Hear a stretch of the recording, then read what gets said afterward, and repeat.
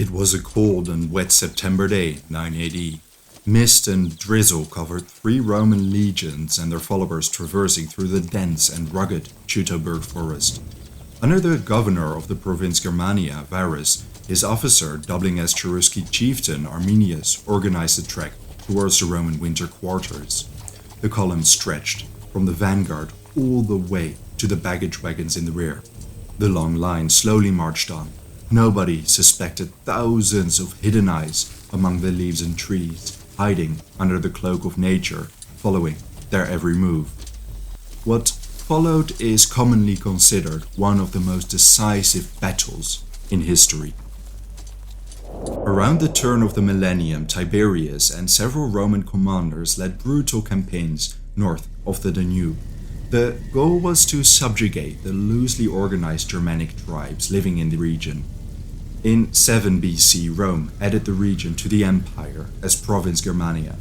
However, subduing the tribes was difficult, especially because of the lack of centralization and administrative center to control the region, not to mention the tribes' aversion to taxes and general distrust against the Romans. At the time, about a dozen major tribes and many smaller ones lived in the region.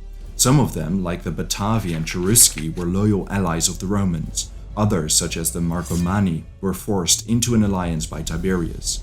It took rough and ruthless campaigning, but around this time it seemed this new province was on its way to being properly Romanized.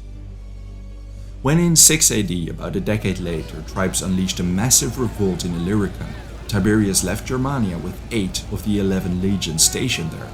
Legate Publius Quintilius Varus was appointed as its first official governor. A celebrated administrator, having served as a governor in Africa and Syria, he seemed like a suitable man for the region.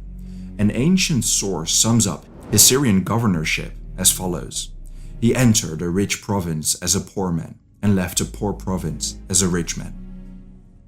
With the strength of 3 legions, cavalry, and an equal size of local auxiliary units, his army was still a force to be reckoned with. Aside from military strength, the Romans had a bargaining chip, a common practice to ensure the loyalty or at least subservience of tribes was to take children of chieftains to Rome and have them receive a Roman education. These boys became soldiers and, if talented, commanders. Among these boys was Arminius, born to a Cheruscan chieftain Sigimir. Velleius' description of Arminius survives. A young nobleman, strong of hand and quick of mind, and far more intelligent than your average barbarian. The ardor of his face and eyes showed a burning spirit within. He had fought on our side and earned the right to become a Roman citizen.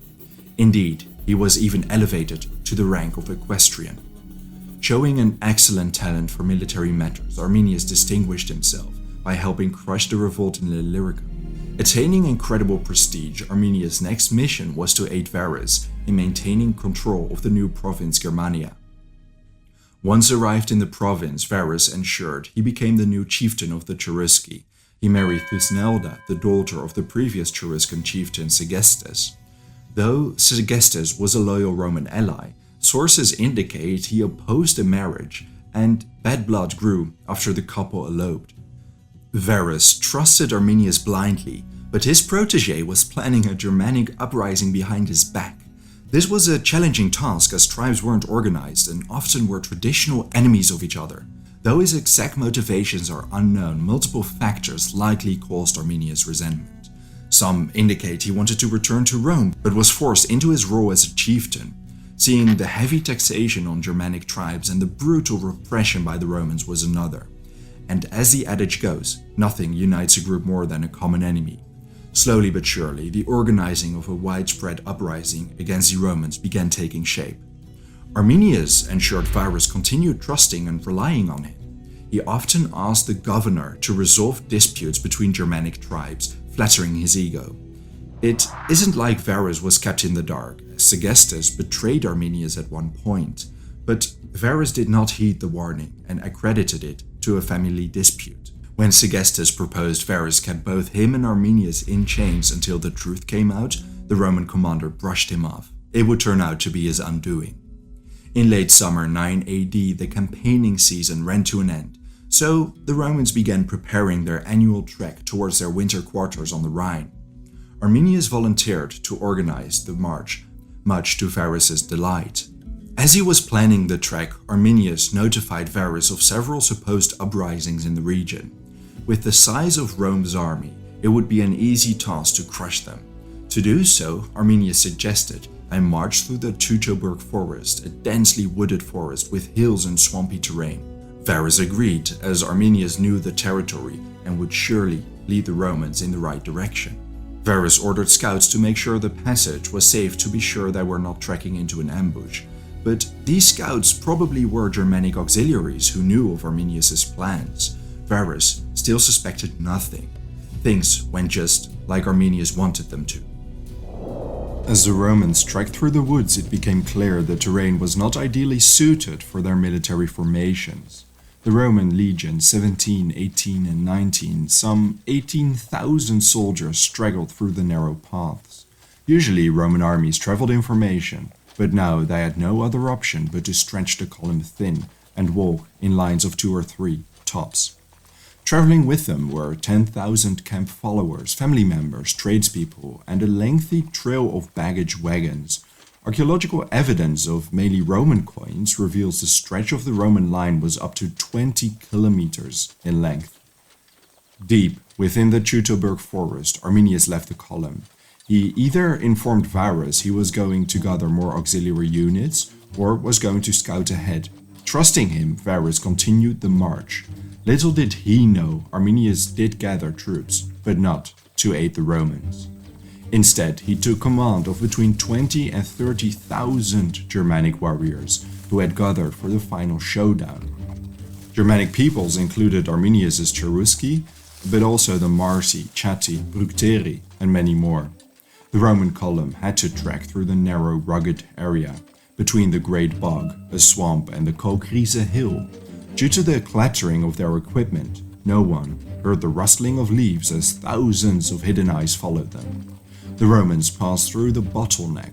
The vanguard passed with no problem, but with a part of the army in front and a massive row of baggage wagons behind, there was no room for maneuvering for the strung-out position of the army.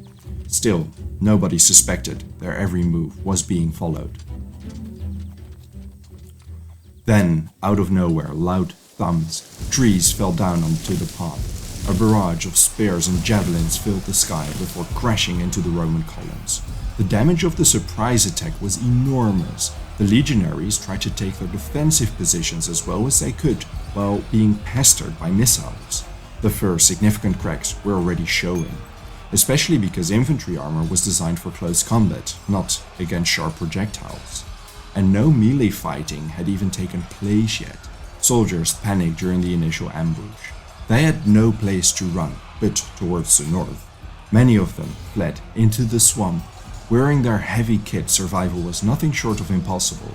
To the rear, where the majority of the army, the baggage wagons, and Varus himself walked, nothing hinted at the disaster taking place in front of them. In fact, when the column suddenly stopped marching, their initial reaction was to push on. This only worsened the situation for those soldiers stuck in the ambush.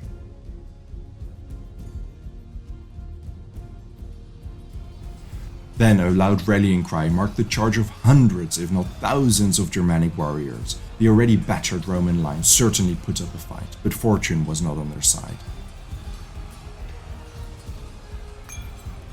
Some of them managed to push back certain parts of the Germanic line. However, these Roman soldiers soon discovered the constructed rampart between the hill and forest. It put them at a significant disadvantage and they were unable to climb it or get over it.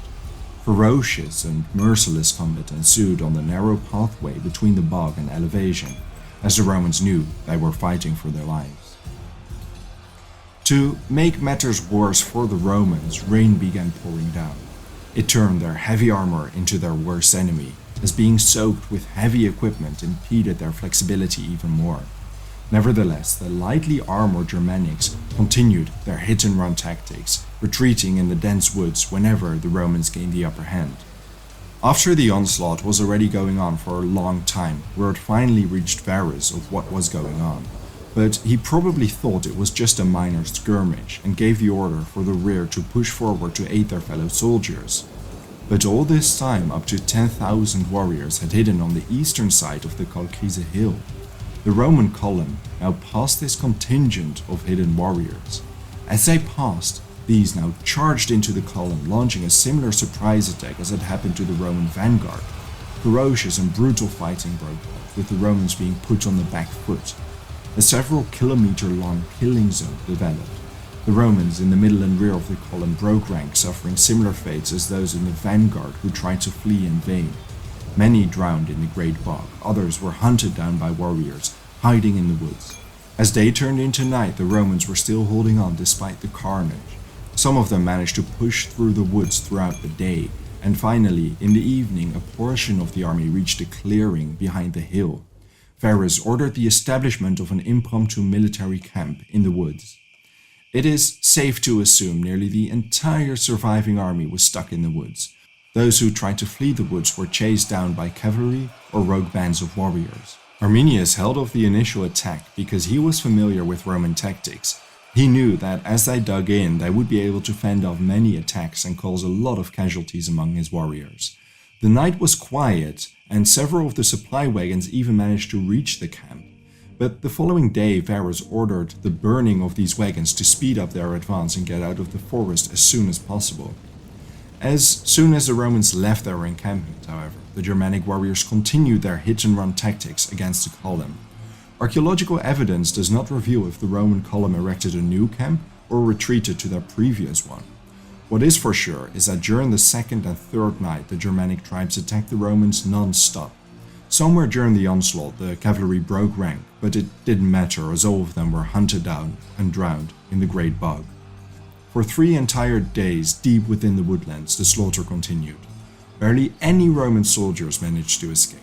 Varus had been betrayed in the worst way possible. Seeing his situation as hopeless, he took his own life on the battlefield. A classic source attributed to Publius Arminius Florus described the aftermath of those Roman soldiers who decided to surrender. They put out the eyes of some of the men and cut off the hands of others. They cut off the tongue of one man and sewed up his mouth. And one of the barbarians, holding the tongue in his hand, exclaimed, "That stopped you hissing, you viper." Following the Battle of Teutoburg Forest, Arminius laid siege to Aliso, the nearby Roman fortress. The siege failed, but the Romans abandoned the region nonetheless. It is estimated nearly all Roman soldiers participating in the march were killed or captured. It was the single worst defeat of the Romans in centuries. Losing 3 legions meant the Romans lost over 10% of their military force. It was an enormous blow and an embarrassment to the mighty state. It was the most significant defeat of the powerful empire that controlled territories from the Iberian Peninsula all the way to Syria. It not only put a dent in their prestige, but also caused far-reaching consequences. Emperor Augustus disbanded his German auxiliary bodyguard and ordered the levy to counter any invasion by Germanic tribes. The defeat marked the end of the Romans expanding to the north. The Rhine and Danube now marked its northern border. But the expected Germanic invasion from the north never came. Arminius was unable to unite the Germanic tribes in the subsequent years. Still, the Battle of Teutoburg Forest would certainly not be his last battle against the Romans. Thank you very much for watching this video. If there's a topic, battle, or event you would like to know more about, let me know your thoughts in a comment. I would also really like to thank all my patrons and channel members for their generous support. If you enjoyed House of History and want to support my work, consider joining me on Patreon. For just $1 a month, you already gain access to exclusive videos. Don't forget to subscribe. See you next time.